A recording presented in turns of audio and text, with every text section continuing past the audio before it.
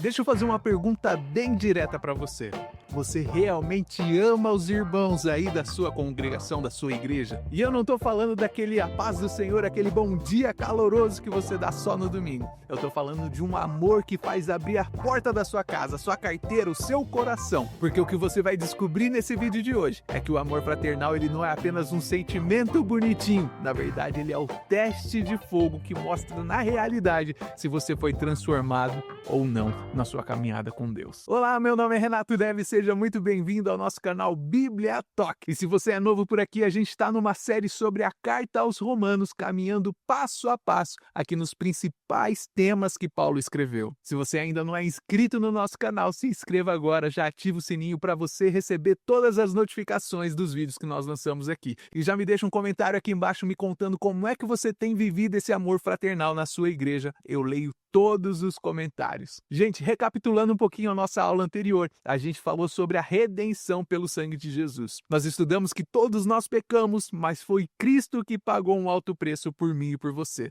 Nós somos resgatados, justificados pela fé. E aí, a partir desse princípio, vem a pergunta: beleza, eu já fui salvo, fui redimido, mas como isso se manifesta na minha vida prática todos os dias? E meu irmão e minha irmã, é exatamente isso que Paulo vai fazer aqui. Ele vai começar a nos mostrar isso a partir de Romanos capítulo 12. E o primeiro sinal dessa transformação, ele já vai dizer de cara, é o amor fraternal. Não tem como você ter sido amado por Cristo e não amar os seus irmãos. Então, a partir aqui do capítulo 12 de Romanos, Paulo ele vai sair da teoria e ele vai começar a entrar na prática. É como se ele estivesse dizendo para nós, ok, nós já entendemos a doutrina, agora nós vamos ver como nós vamos viver isso no nosso dia a dia. E a primeira aplicação que ele mostra para mim e para você é o amor fraternal. Romanos capítulo 12, no versículo 10, vai dizer assim: amai-vos cordialmente uns aos outros com amor fraternal, preferindo-vos em honra aos outros. Paulo ele não está falando aqui de um amor genérico. Ele não está falando tipo, ame a humanidade, salve os golfinhos e salve o planeta. Ele está falando de um amor concreto entre os irmãos da fé. Paulo ele está falando sobre esse amor que deve existir entre os membros desse corpo, dessa família de Deus. É tipo assim, quando você ganha esse novo coração em Cristo, a primeira coisa que esse coração faz é amar as pessoas. Como um coração, quando ele está vivo, ele bate, e é do mesmo jeito que esse coração agora transformado, ele ama também as pessoas, principalmente e especialmente os seus irmãos da fé. Então a primeira verdade que a gente precisa aprender aqui nesse capítulo 12 de Romanos com o apóstolo Paulo é que nós sempre estamos devendo o amor. Se você olhar lá em Romanos, no capítulo 13, no versículo 8, você vai ver que está escrito assim: a ninguém fiqueis devendo coisa alguma, exceto o amor. Você consegue entender o que está escrito aqui? Paulo ele não está dizendo que você não pode ter um carnê da Riachuelo, das Casas Bahia. Ele não está dizendo que você não pode ter nenhum tipo de dívida. Não é isso. Ele está falando de uma postura de vida em que você não fica amarrado, você não fica preso em um compromisso de escravidão com o seu irmão. Você vive a sua vida de uma forma leve, mas uma coisa você nunca vai conseguir quitar com as outras pessoas, que é o amor. Então, na prática, como que isso funciona, Renato? Primeira coisa, você não deve dinheiro para o seu irmão, você não deve favor para o seu irmão, você não vive com aquela sensação dentro do seu coração que você está devendo a sua vida para metade do mundo. Mas uma coisa você sempre está devendo. O que é isso, Renato? Você sempre está devendo o amor. Então, se um irmão te ligar às 11 horas da noite, você não vai pensar, ixi, lá vem aquela dívida me cobrar agora. Você vai pensar muito pelo contrário. Você vai pensar assim, eu devo amar, e o amor ele atende. E se aquela irmã está precisando de ajuda com as crianças, o amor ele se dispõe. E isso não vai ser um peso na sua vida. Isso é um fruto de um coração que entende, que compreende mentalmente o que recebeu de Deus. Outra coisa, esse amor ele nunca, jamais ele pode ser um amor falso, porque Paulo ele vai dizer que o amor ele deve ser sem hipocrisia. Então não tem aquele negócio de abraçar no culto, de estar perto no culto, mas quando chega em casa, começa a criticar pelo WhatsApp. Que amor fraternal é esse? Não existe amor fraternal nesse caso, é uma religiosidade vazia. E Jesus foi muito direto sobre esse assunto lá em João, no capítulo 13, no versículo 34 e 35, que diz assim: amem-se uns aos outros como eu vos amei.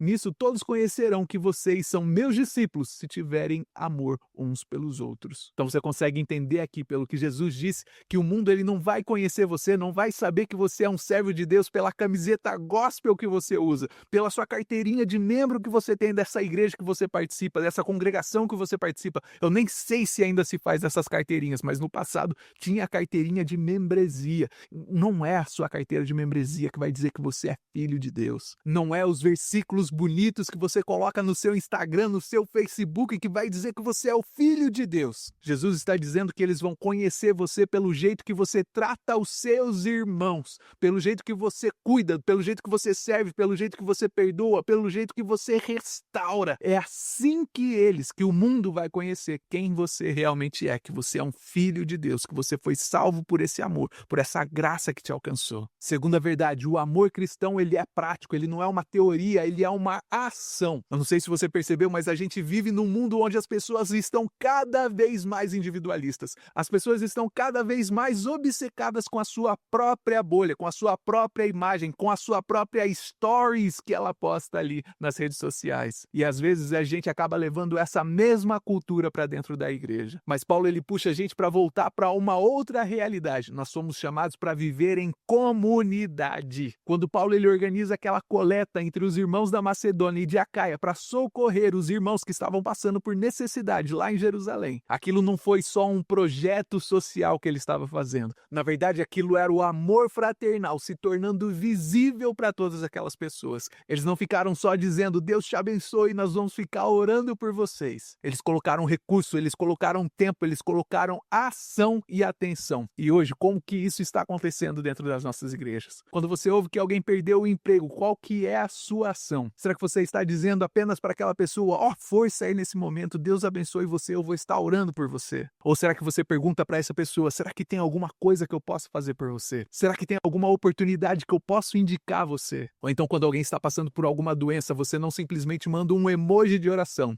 mas você ora de verdade. Você vai até visitar essa pessoa se você puder, você leva uma refeição, porque é isso que o amor fraternal faz. Nessa minha vida eu já passei por várias igrejas, e uma dessas igrejas me chamou a atenção. Essa igreja separava todo mês uma parte das ofertas para dar para aquelas pessoas, para aquelas famílias que estavam passando por dificuldade. E na grande maioria das vezes não era uma grande quantidade de dinheiro, mas era constante. Eles conseguiam ajudar constantemente. Algumas dessas famílias que eram ajudadas pela igreja, quando elas se reestabeleceram, quando elas se reergueram, elas se tornaram as principais contribuidoras para ajudar as outras pessoas que estavam passando ali pelos mesmos problemas que elas passaram. Eu também me lembro de quando eu era uma criança ainda na casa do meu pai e da minha mãe com os meus irmãos. Nós estávamos passando por um momento tão complicado na nossa vida.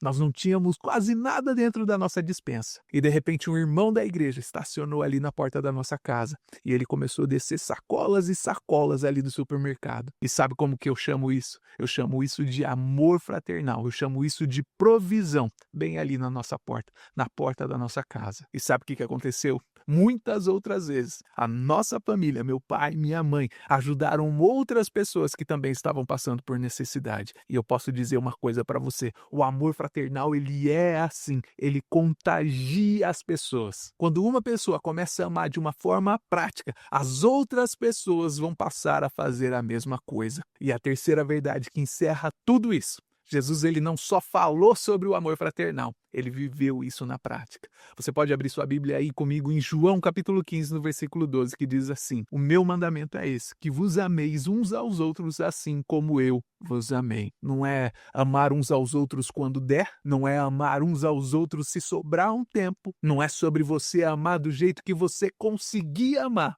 Na verdade, é você amar os outros como eu vos amei. E como é que Jesus nos amou? Ele nos amou tanto que ele deu a sua própria vida. Ele se entregou por pessoas que não mereciam. E sabe o que é isso? Esse é o padrão do amor fraternal que nós temos de Deus. E a igreja primitiva levou isso muito a sério. Se você olhar comigo lá em Atos, no capítulo 4, no versículo 34 e 35, diz assim, não havia entre eles necessitado algum, porque todos os que possuíam herdades ou casas vendiam-as, traziam o preço que fora vendido e depositavam aos pés dos apóstolos e se repartia a cada um segundo a necessidade que cada um tinha. Você consegue entender que isso daqui não é política, isso daqui não é ideologia, isso daqui era o amor fraternal funcionando na prática ali naquela igreja primitiva. E eu quero que você entenda que esse amor prático, esse amor fraternal prático, ele não ficou parado ali só no primeiro século, na igreja do primeiro século. Ao longo da história, essa cultura cristã, essa cultura de cuidar cuidar daqueles que sofrem, ela começou a mexer com a própria forma como a sociedade via os doentes, os pobres, os esquecidos. E na época do Império Romano, muita gente doente era simplesmente abandonada. Mas a comunidade cristã começou a acolher essas pessoas. A igreja cuidava dos peregrinos, dos órfãos, das viúvas, dos leprosos, gente que ninguém queria por perto. E com o tempo, os monges, os líderes cristãos, as irmandades, elas começaram a organizar lugares específicos para receber e tratar essas pessoas. Casas de acolhimento, abrigo, enfermarias. E daí nascem os primeiros modelos daquilo que mais tarde seria chamado de hospitais. Então eu quero que você preste atenção nisso. Quando você passar na frente de um hospital público hoje aí na sua cidade, eu quero que você lembre que essa ideia de que uma pessoa enferma, ela merece cuidado, ela merece dignidade, só porque ela é um ser humano. Essa ideia, ela tem raiz na visão cristã do amor ao próximo. O amor fraternal, ele não ficou preso ali só dentro do templo, dentro daquelas 4 paredes. O amor fraternal vazou para as ruas da cidade e começou a mudar de verdade a forma como o mundo lida com aqueles que sofrem. E tudo isso, meu irmão e minha irmã, volta para uma coisa que é simples demais. Porque se Cristo amou a mim e a você quando nós éramos fracos, quando nós éramos perdidos, quando nós estávamos quebrados, como é que eu e você, nós não vamos amar aquele irmão que está fraco, triste, perdido e quebrado do nosso lado no dia de hoje? Então, depois disso tudo, eu e você, nós podemos entender que o amor fraternal, ele não é apenas um detalhe na nossa vida cristã. O amor fraternal é a marca de quem foi alcançado pelo Evangelho de Cristo. O amor fraternal não é uma teoria bonitinha, não é uma frase para você colocar na parede da sua sala, num quadro, mas é algo que precisa sair da nossa boca, precisa descer para o nosso coração e a partir do nosso coração